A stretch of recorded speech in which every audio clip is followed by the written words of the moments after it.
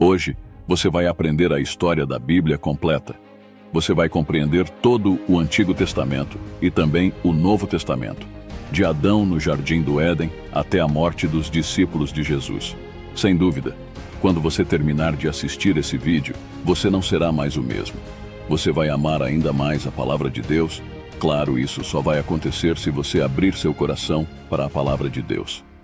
Se você tem dificuldade de entender a Bíblia, nesse vídeo você vai conseguir compreender. E depois de assistir tudo que será ensinado, tenho certeza que você será edificado. Você será iluminado com as Escrituras. Tudo começou no princípio. Antes do início, só existia Deus. Ele nunca deixou de existir. Existe desde a eternidade. Ele não teve origem. É a origem de tudo. Ele não foi criado. É o Criador de todas as coisas. Ele não passou a existir. É o Pai da eternidade. A eternidade é um atributo exclusivo de Deus. No princípio, Deus criou os céus e a terra. No sexto dia, Deus criou o homem à sua imagem e semelhança, e do homem criou a mulher. Adão e Eva foram criados perfeitos, puros e inocentes. Eles tinham plena comunhão com Deus. Viviam deleitosamente no jardim de Deus como mordomos da criação de Deus. Eles, porém, caíram em pecado. E toda a raça humana foi precipitada nesse abismo de depravação total, pois todos estávamos em Adão. Adão e Eva tiveram 2 filhos, Caim e Abel. Por inveja, Caim matou o irmão, tornando-se o primeiro homicida e fratricida da história.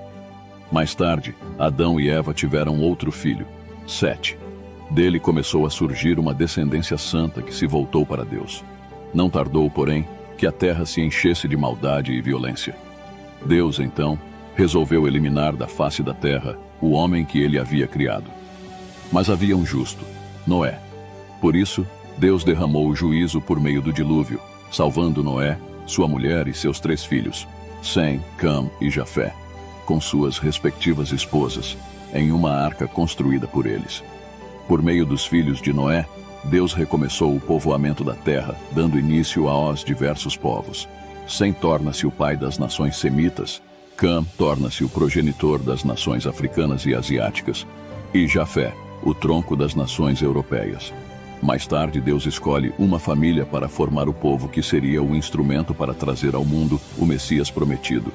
Ele chama Abrão de Ur dos Caldeus.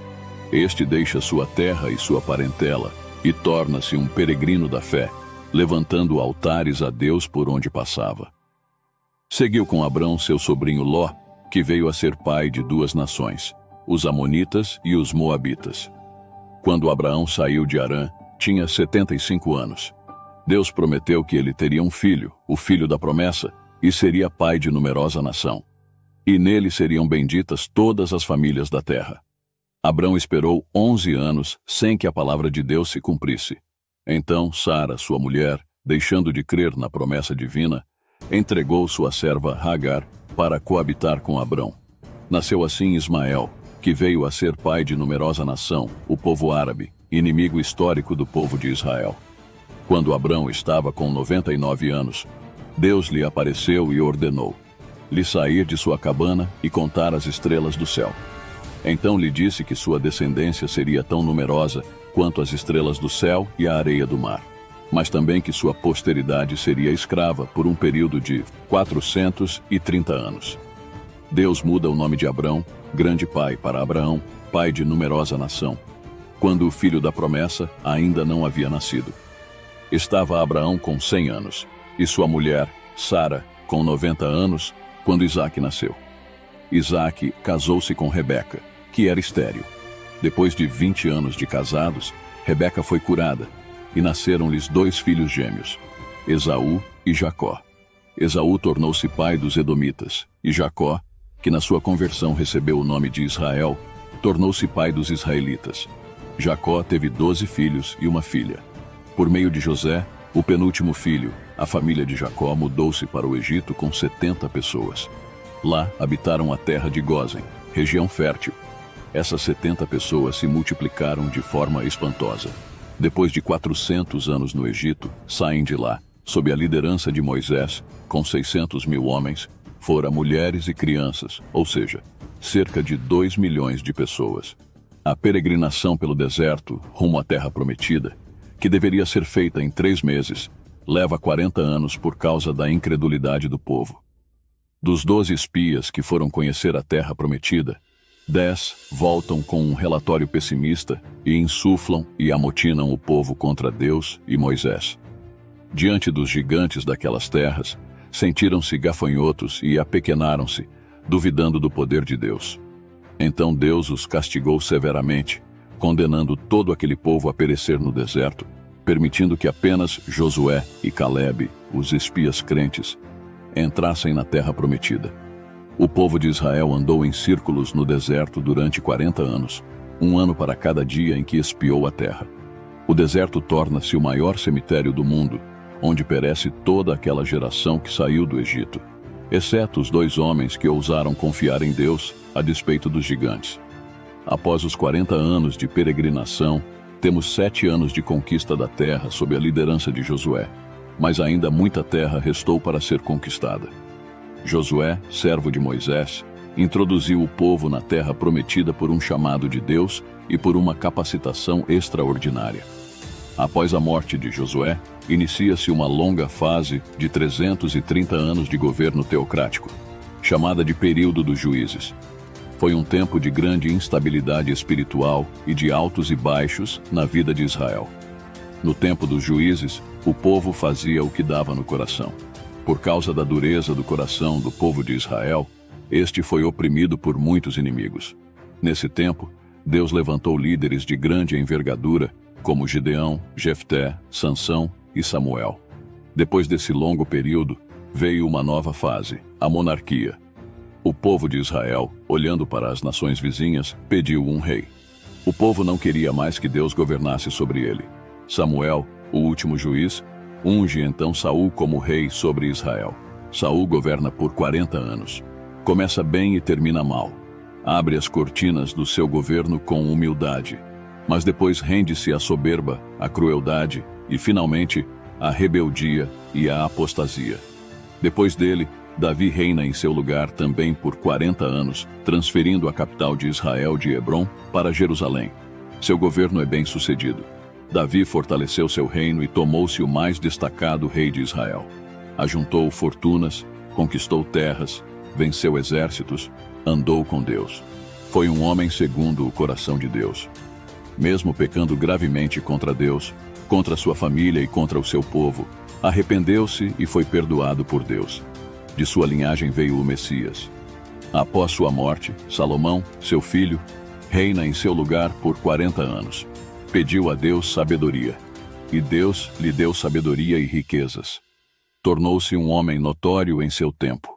Edificou o templo de Jerusalém e desfrutou de paz em seu governo. Porém, por causa de suas muitas mulheres, tem o coração corrompido. Só na velhice Salomão se volta para Deus e se arrepende de seu pecado.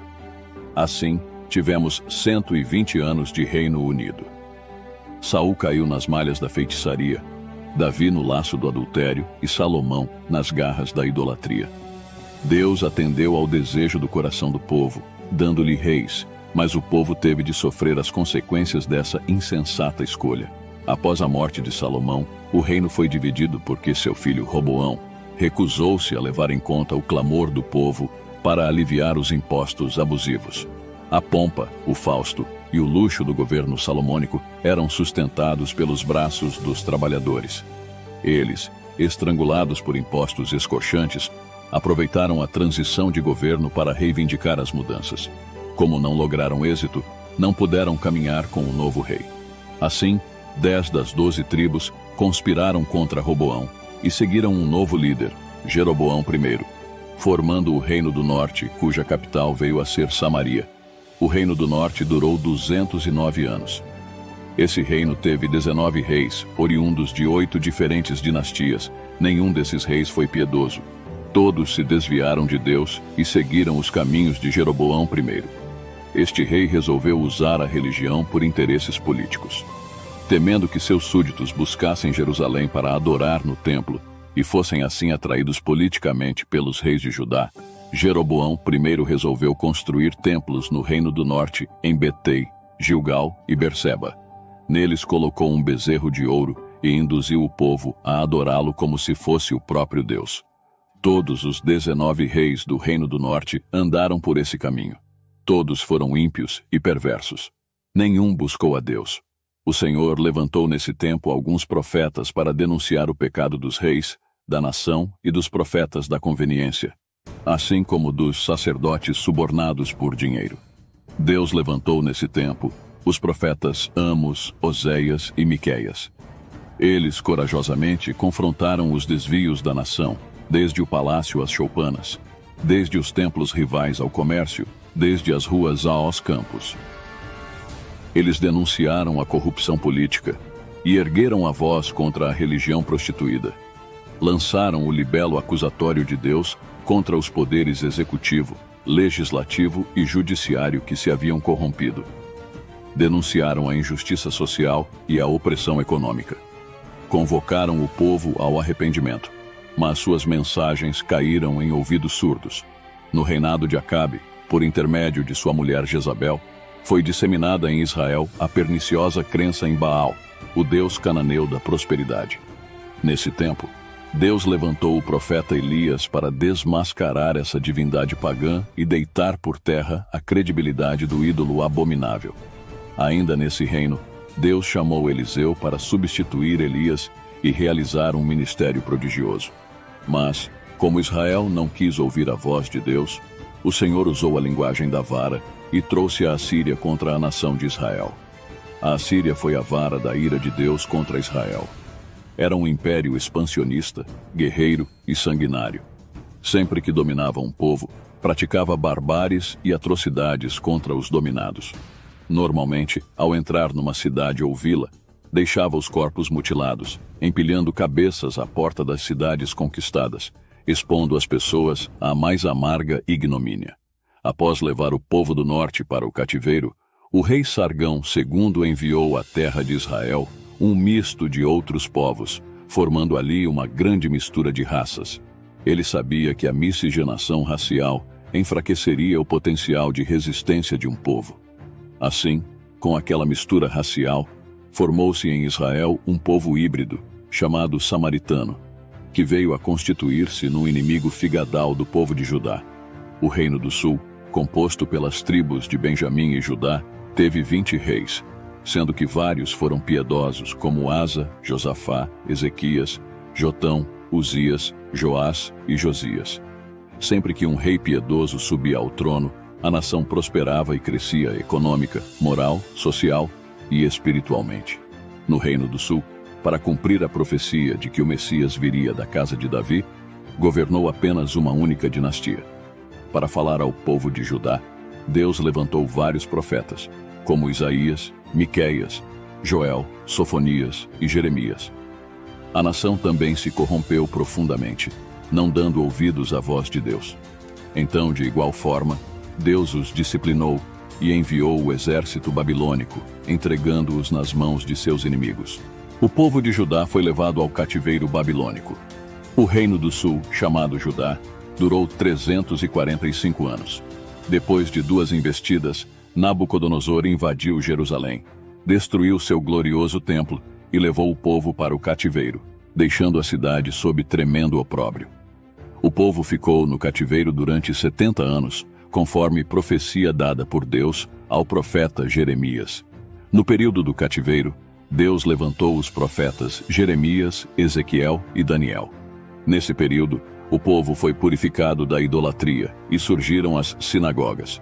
Após o tempo determinado por Deus, o povo de Judá voltou à sua terra. Nesse tempo, ou seja, a Babilônia já havia caído nas mãos do Império Medo-Persa. Ciro, anunciado por Deus 200 anos antes de nascer, liberta o povo judeu e abre as portas para o seu retorno à terra de Canaã. O povo volta em 3 turnos, sob a liderança de Zorobabel para a reconstrução do templo, sob a liderança de Esdras para o ensino da lei e sob a liderança de Neemias para a reconstrução dos muros e a reestruturação política e espiritual do povo. Logo que chegou do cativeiro e deu início à reconstrução do templo, o povo judeu começou a enfrentar problemas. Primeiro, os samaritanos astuciosamente quiseram unir-se a eles na obra. a fim de desestabilizá-los. Como a proposta da parceria foi rejeitada, os samaritanos, numa segunda etapa, começaram a ameaçá-los. A seguir, os samaritanos escreveram ao rei Artaxerxes acusando os judeus de conspiração contra o reino medo-persa. Em face dessa nefasta perseguição, a obra do templo foi paralisada por uns 20 anos. Nesse período, o povo relaxou no seu zelo pela casa de Deus e começou a voltar-se para seus próprios negócios, construindo e embelezando suas próprias casas em detrimento da casa de Deus que estava em ruínas. Nessa época, Deus levantou os profetas Ageu e Zacarias para chamar o povo ao arrependimento. A mensagem desses profetas surtiu efeito rápido e profundo. O povo se arrependeu e voltou com entusiasmo para concluir a reconstrução do templo. Houve então grande despertamento espiritual, um concerto nas famílias e no sacerdócio e uma volta de todo o coração para Deus. Cerca de 100 anos se passaram e uma nova geração se levantou. Agora, o povo continuava indo ao templo, fazendo seus sacrifícios, mas não honrava mais a Deus. Eles ofereciam a Deus em holocausto animais cegos, doentes e aleijados. Desprezavam a mesa do Senhor, considerando-a imunda. Os sacerdotes se corromperam e deixaram de ensinar a palavra de Deus ao povo. A família foi profundamente afetada. Os casamentos começaram a desmoronar, terminando em divórcio. O povo não acreditava mais que Deus fosse capaz de julgá-lo, por isso relaxou na devolução dos dízimos. Embora continuasse a frequentar o templo, estava longe de Deus. Nesse tempo, Deus levantou Malaquias para chamar o povo ao arrependimento. Assim, encerrou-se o Antigo Testamento, 400 anos antes de Cristo. Depois do profeta Malaquias, temos um longo período de 400 anos, chamado período interbíblico ou período do silêncio profético. Nesse tempo, foram escritos os livros histórico-religiosos não canônicos, os livros apócrifos.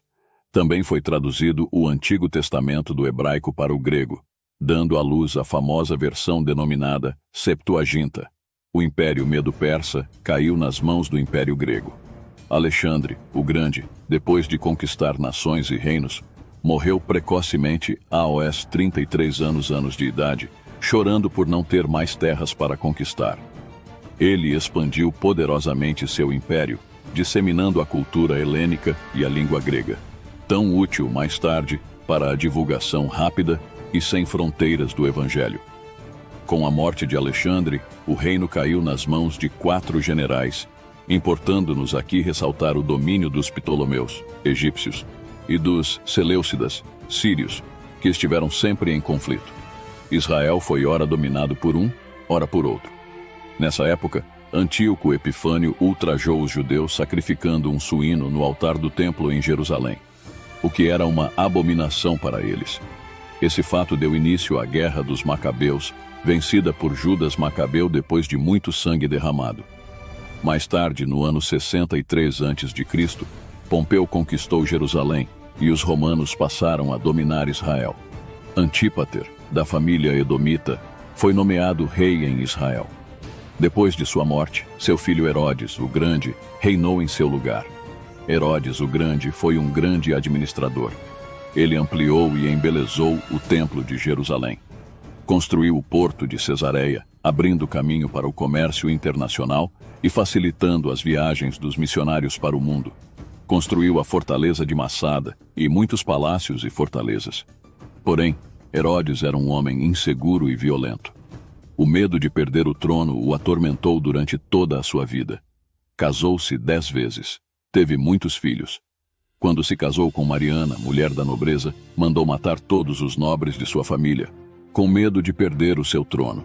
A pedido de sua sogra, nomeou Aristóbulo, seu sobrinho, com apenas 17 anos de idade, como sumo sacerdote de Jerusalém. Mais tarde, ao ver que este conquistava a simpatia do povo, mandou matá-lo. Sua sogra, com medo, fugiu para o Egito. Mas Herodes enviou seus emissários atrás dela para matá-la. César Augusto o chamou a Roma por causa de suas atrocidades. Antes de ir, porém, mandou matar sua mulher, Mariana, com receio de que ela conspirasse contra ele em sua ausência. Mais tarde, enviou 2 de seus filhos a Roma para estudarem. Sua irmã Salomé Insinuou que eles voltariam mais preparados para assumir o trono. Herodes não hesitou. Mandou estrangular seus 2 filhos. Antes de morrer, fez sua irmã Salomé jurar que mataria pelo menos um nobre de cada família de Jerusalém, porque queria choro em seu funeral. Esse foi o homem que ficou alarmado quando soube pelos magos que um menino havia nascido em Belém da Judéia para ser rei de Israel. Depois que Herodes, o Grande, morreu por volta do ano 4 a.C., seu reino foi dividido entre 4 de seus filhos. Arquelau, um dos filhos de Herodes, reinava sobre a Judéia, Samaria e Edom. Este foi um péssimo rei. Os judeus, ao final, pediram aos romanos que o tirassem do cargo. Roma, preocupada com os constantes problemas na Judéia, instalou ali um procurador ou governador romano. Assim foi que os romanos começaram a governar diretamente a Judéia. Nesse momento, Pilatos era o governador. Essa catastrófica situação estatal e política, em que o povo eleito de Deus se encontrava sob o poderio odioso dos herodianos e à mercê da escravidão do domínio dos romanos, fez com que se manifestasse como nunca antes uma esperança política pelo Messias, um grito de libertação e redenção da servidão ímpia. Foi então nessa época que Jesus, na plenitude dos tempos, cumprindo as profecias bíblicas, nasceu em Belém da Judéia. O Verbo eterno se fez carne e tabernaculou entre os homens. Ele habitou entre nós, cheio de graça e de verdade. Ele vestiu pele humana, calçou as sandálias da humildade, pisou o nosso chão, comeu o nosso pão, bebeu a nossa água, sentiu a nossa dor, chorou as nossas lágrimas, carregou sobre seu corpo no madeiro os nossos pecados e ressuscitou em glória para a nossa justificação. Tanto a cultura helênica quanto a romana se uniram à contribuição dos judeus na vinda do Messias ao mundo. Quando Jesus nasceu, a Palestina estava sob o domínio de Roma. Com a perseguição de Herodes, o Grande, José e Maria fugiram com o menino Jesus para o Egito, ficando lá até a morte do impiedoso rei. Voltaram do Egito e fixaram-se em Nazaré, cidade onde haviam morado anteriormente. Ali, Jesus cresceu como filho de um carpinteiro. Aos 30 anos de idade, deu início ao seu ministério, tendo sido batizado no Jordão por João Batista, identificando-se assim com os pecadores, aos quais veio salvar. Ali no Jordão, enquanto Jesus orou, os céus se abriram e o Pai falou: "Este é o meu Filho amado, em quem me comprazo." Nesse mesmo instante, o Espírito Santo desceu sobre ele, em forma de pomba, revestindo-o com poder para dar início ao seu ministério. Do Jordão, Jesus foi conduzido ao deserto pelo Espírito Santo, onde jejuou por 40 dias e 40 noites, tempo em que foi tentado pelo diabo. Por 3 vezes o diabo investiu contra Jesus para derrubá-lo, mas o Filho o venceu no deserto, usando sempre a espada do Espírito, a palavra de Deus. O diabo derrubou o primeiro Adão no paraíso, mas foi derrotado pelo segundo Adão no deserto. Do deserto, Jesus, cheio do Espírito Santo, seguiu para a Galileia. Chegando a Nazaré, onde viveu a maior parte da sua vida terrena, entrou na sinagoga, tomou o rolo do livro de Isaías e leu: "O Espírito do Senhor está sobre mim, pelo que me ungiu para pregar, para curar e para libertar." Jesus chamou 12 homens, aos quais deu o nome de apóstolos, investindo a maior parte do seu tempo para treiná-los e discipulá-los. Percorreu a Galileia, a Pérea, Samaria e a Judéia. Pregou nas cidades, nas vilas e nos campos. Pregou nas sinagogas e no templo. Pregou ao ar livre, na praia e também nos lares. Pregou a multidões e também a pequenos grupos. Jesus andou por toda parte fazendo o bem e libertando todos os oprimidos do diabo. Curou os enfermos, alimentou os famintos, deu vista aos cegos, aprumou os paralíticos, fez andar os coxos, deu audição aos surdos, purificou os leprosos, libertou os possessos e ressuscitou os mortos. Foi a suprema revelação de Deus aos homens. Recebeu o nome de Emanuel, Deus conosco. Ele é o próprio Deus manifestado em carne. Jesus veio com uma missão definida: morrer por todos aqueles que o Pai lhe deu. Ele nasceu para morrer. Ele morreu para que pudéssemos viver. O apóstolo Paulo foi enfático em dizer que ele morreu pelos nossos pecados, segundo as Escrituras, foi sepultado e ressuscitou ao terceiro dia, segundo as Escrituras. Sua morte não foi um acidente nem sua ressurreição, uma surpresa.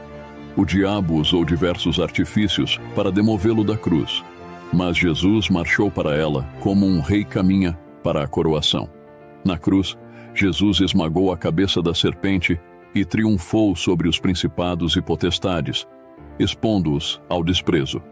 Na cruz, Jesus consumou a obra da redenção. Na cruz, ele nos libertou. A morte não pôde detê-lo. Ao terceiro dia, Jesus ressuscitou para a nossa justificação. Antes de subir aos céus, porém, instruiu os discípulos a permanecerem em Jerusalém, aguardando a promessa do Pai, até que fossem revestidos de poder. Em Atos, capítulo 1, versículo 8, Jesus fala sobre a capacitação de poder dada pelo Espírito Santo e dá também a estratégia de ação a ser seguida. Ser testemunha tanto em Jerusalém, como em toda a Judéia, Samaria e até os confins da terra. Depois do Pentecostes, a igreja explodiu em Jerusalém num crescimento espantoso. Multidões eram convertidas e agregadas a ela. O crescimento e a expansão da igreja de Jerusalém são registrados por Lucas até o capítulo 7 do livro de Atos. Como a igreja ainda estava limitada à Judéia, Deus enviou uma perseguição contra ela, e os crentes foram dispersos, levando a palavra por onde iam. Assim é que Filipe chegou a Samaria, quebrando os muros de inimizade e pregando ali o evangelho com poder. O povo se alegrava ao ouvir e ver as coisas que Deus fazia por intermédio de Filipe. O diácono pregador falava e fazia, pregando aos ouvidos e aos olhos. Pela imposição de mãos dos apóstolos Pedro e João, os samaritanos também receberam o Espírito Santo. O evangelho se espalhou para além das fronteiras de Israel com a conversão do perseguidor da igreja, Saulo de Tarso, no caminho de Damasco. Mais tarde, uma igreja gentílica, a igreja de Antioquia da Síria, tornou-se a mãe das missões transculturais. Depois disto, Barnabé e Saulo partiram para a primeira viagem missionária nas regiões da Galácia, passando por Perge, Derbe, Icônio e Listra, estabelecendo igrejas e constituindo presbíteros. Na segunda viagem missionária, Paulo e Silas, por orientação divina, foram para as províncias da Macedônia e Acaia, plantando igrejas em Filipos, Tessalônica, Bereia e Corinto. De Antioquia da Síria, Paulo escreveu a carta aos Gálatas, Corinto e as duas cartas para os Tessalonicenses. Na terceira viagem missionária, Paulo visitou a província da Ásia Menor, permanecendo 3 anos em Éfeso, a capital da província, de onde escreveu as duas cartas à igreja de Corinto. Nessa cidade cosmopolita, de mais de 300 mil habitantes, havia o templo da deusa Diana, um palácio de mármore, 4 vezes maior do que o Partenon de Atenas, uma das 7 maravilhas do mundo antigo. Nos anos que Paulo passou na capital da Ásia Menor, igrejas foram plantadas em toda a província, como as de Esmirna, Pérgamo, Tiatira, Sardes, Filadélfia, Laodiceia, Colossos e Hierápolis. Em virtude da fome que assolou o mundo no tempo do imperador Cláudio, os judeus foram expulsos de Roma conforme registrado no livro de Atos, capítulo 18, versículo 2. Paulo então faz uma grande coleta entre as igrejas gentílicas para levar aos pobres da Judéia. Ao embarcar rumo a Jerusalém, comunicou aos presbíteros de Éfeso que de cidade em cidade o que lhe aguardava eram cadeias e tribulações. Não obstante, não levava em conta sua própria vida para cumprir seu ministério de anunciar o evangelho da graça de Deus. Antes de embarcar para Jerusalém, escreveu sua mais robusta epístola, a carta aos Romanos, onde compartilhou seu desejo de visitar a capital do império e repartir com a igreja a palavra, sendo por ela enviado até a Espanha. Mesmo levando significativa ajuda financeira aos pobres da Judéia, Paulo foi preso em Jerusalém e dali transferido para Cesareia, onde foi acusado durante 2 anos pelos judeus, sob a égide dos governadores Félix e Festo. Em face da tendência de Festo de entregá-lo nas mãos do Sinédrio, que planejava sua morte, Paulo, usando os privilégios de sua cidadania romana, optou por ser julgado em Roma. Na viagem para a capital do império, enfrentou um terrível naufrágio. O navio se despedaçou por inteiro, porém todos os passageiros e tripulantes foram salvos miraculosamente, conforme promessa de Deus a Paulo.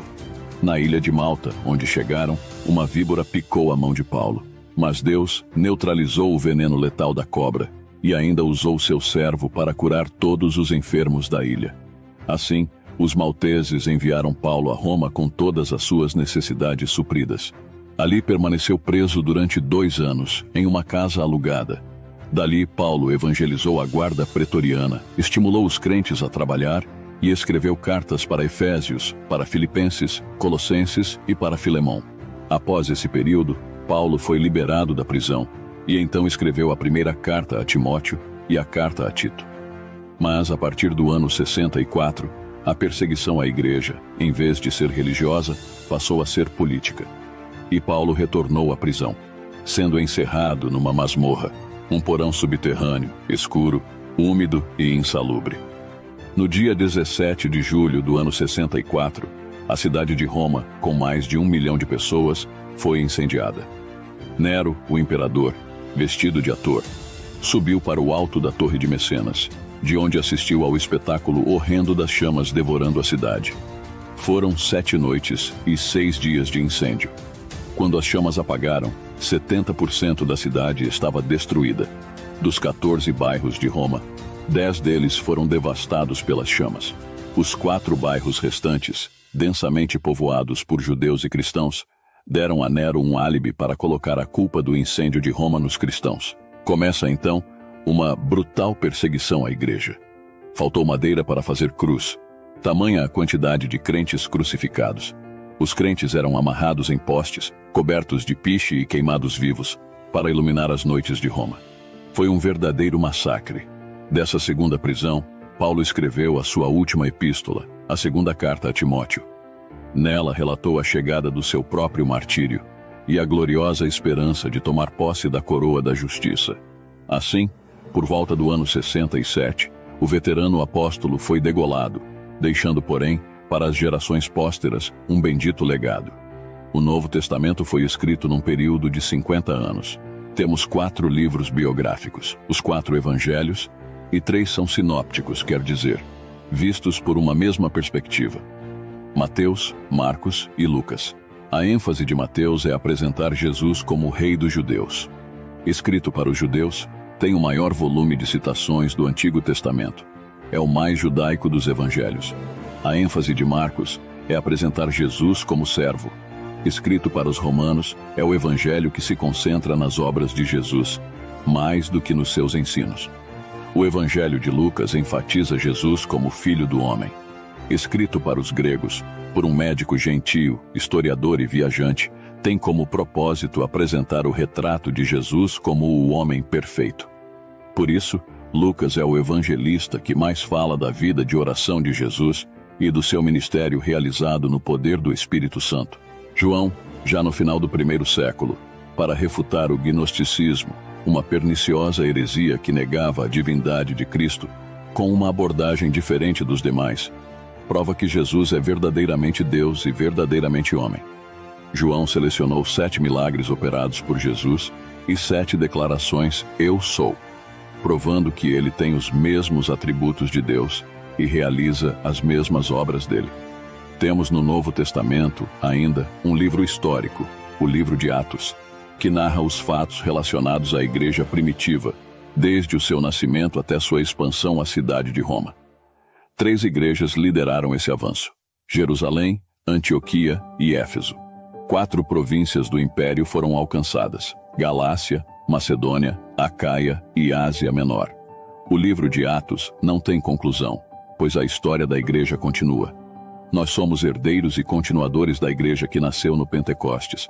Temos também as cartas do apóstolo Paulo às igrejas de Roma, Galácia, Éfeso, Filipos, Colossos e Tessalônica, bem como suas cartas pessoais. a Timóteo, Tito e Filemon.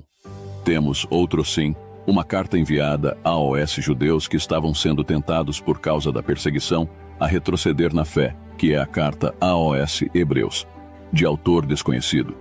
Temos ainda as cartas gerais, escritas por Tiago, Pedro, João e Judas. Finalmente, temos um livro escatológico, o Apocalipse, que narra a vitória triunfal de Cristo e de sua igreja, escrito pelo apóstolo João na ilha de Patmos, por volta do ano 96. Espero que você tenha aprendido sobre essa história. Deus abençoe sua vida. Se você ainda não aceitou Jesus como seu Salvador, ainda dá tempo, arrependa-se. Ele pode mudar seu futuro, sua história. Ele pode tirar de você toda a tristeza, toda a solidão e te proporcionar o que você precisa. Entra no teu quarto, fecha a porta e fala com Deus. Ele vai te ouvir. Deus abençoe. Se você gostou do vídeo, não esqueça de curtir e se inscrever no canal.